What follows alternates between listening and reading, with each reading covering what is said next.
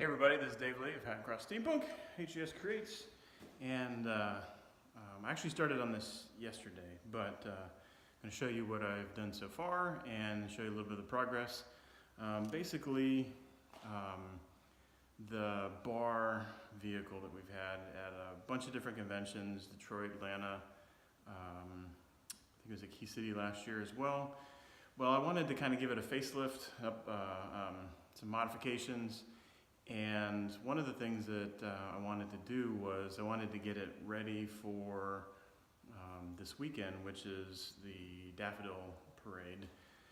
But the design of it that I wanted to change it to was in tune with Key City Steampunk Festival in Frederick, Maryland in August. And the theme there is Jules Verne.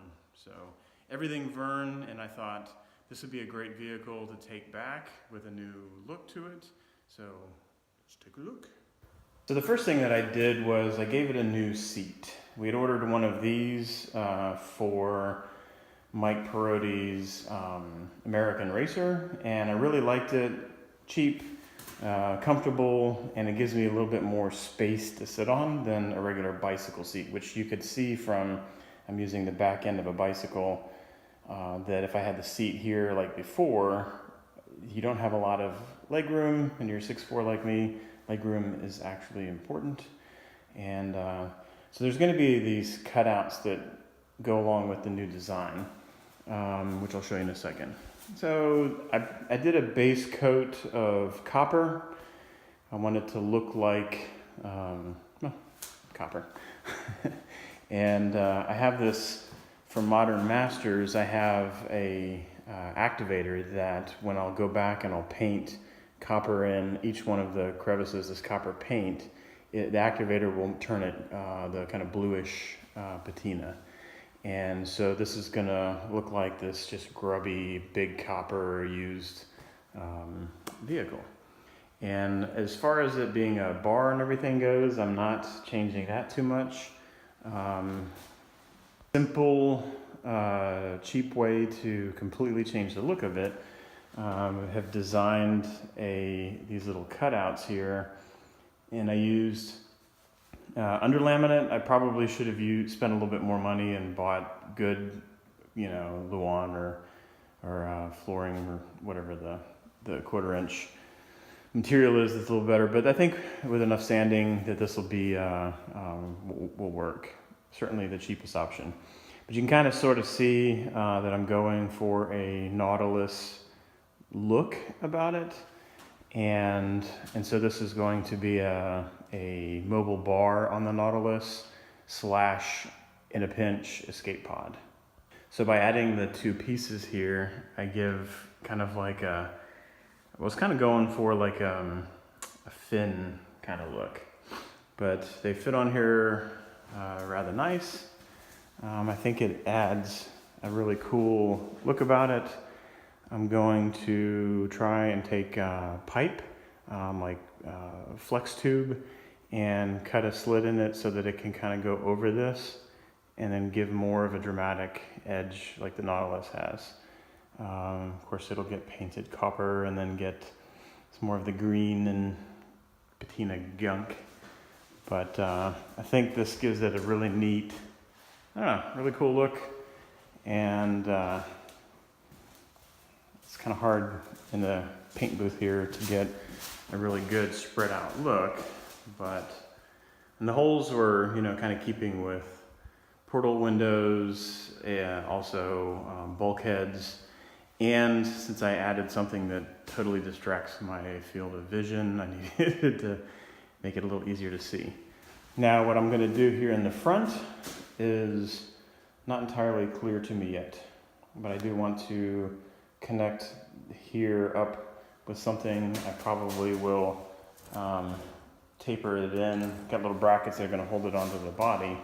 I'll taper it in a little bit on the front and maybe extend this out, but I got to see what I've got in the old bin of parts. So time to sand. All right, sanding is done. I will say, if you're asking for my recommendation or advice, don't use this stuff. It's yeah, it's terrible for getting a nice smooth surface, and I will have to go back and apply, like, I don't know, something along the lines of Bondo over it to get rid of the wood grain. But for this weekend, it's going to get painted and used as is, and then I'll go back for Key City and snazz it up a bit. So for paint, I am going to use a couple different colors of copper, and this is like a bronze. But this stuff right here from Rust-Oleum, this actually gives you a very good, I mean, it basically looks like the cap. Whereas this, you can see, it's not quite the same. But what I like to do is I just kind of get a little messy, and this will be my blanket coat. I'll do this for some shadowing and whatnot. I may even add a little bit of greens, dust it on for in the corners. And then I'll go back and I'll dust over with the copper to kind of clean it up a little bit, but I will show you here in a second. All right, so I did the first coat of solid copper spray.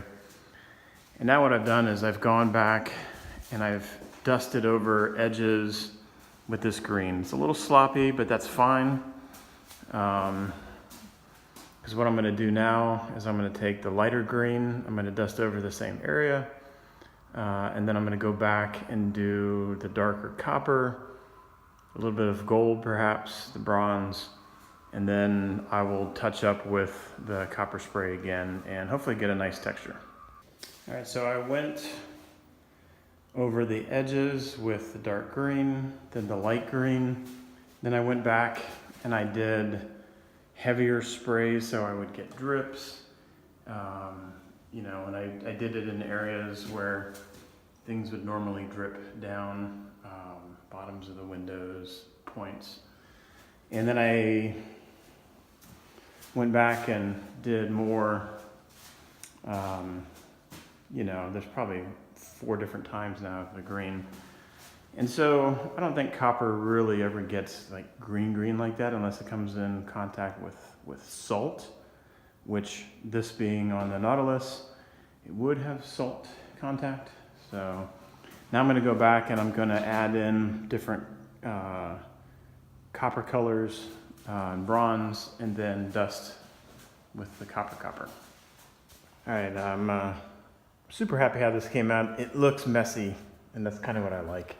I don't like ever making anything that looks just like it's brand new off a showroom or on the showroom floor, but I went and sprayed heavy in certain areas so the green would just drip down and just look all gnarly. And you're probably remembering from the beginning of the video where I said I had this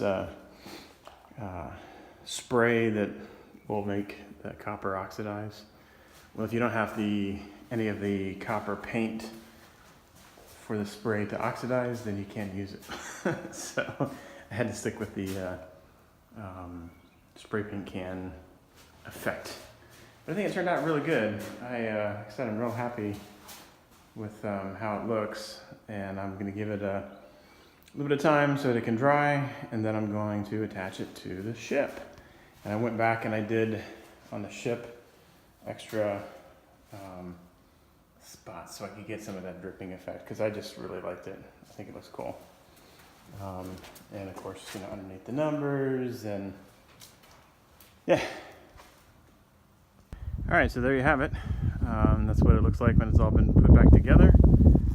The Nemo's, I don't know, the Nautilus bar, Nemo's bar, something. I'll come up with a good name for it. It could still be the USS Squiffy, which was its first name assigned to it as a bar. I kind of just threw this together real quick, perhaps evident. I think maybe when I have a little bit more time, I may tie some aluminum rods or, I don't know, something there. But overall, I think it looks pretty damn good. And it's gonna look pretty cool and be fun to drive in a parade for sure. I didn't make anything for the back because I just couldn't, I don't know, I just couldn't come up with anything that I really liked. So I think I may end up making like a piece that kind of comes out like this, you know, and then has some holes, but that'll have to be at a later date because I am out. All right, so that's it. The Nautilus bar is done-ish for this round, and ready to be loaded up in the trailer, where I've got the tank, a gentleman's armored battle carriage, should be driven by my brother Joseph in the parade, and yeah, should be a lot of fun. I will be driving this wearing a dive suit, so if it's not hard enough to see and drive on its own, add a dive helmet, that'll work.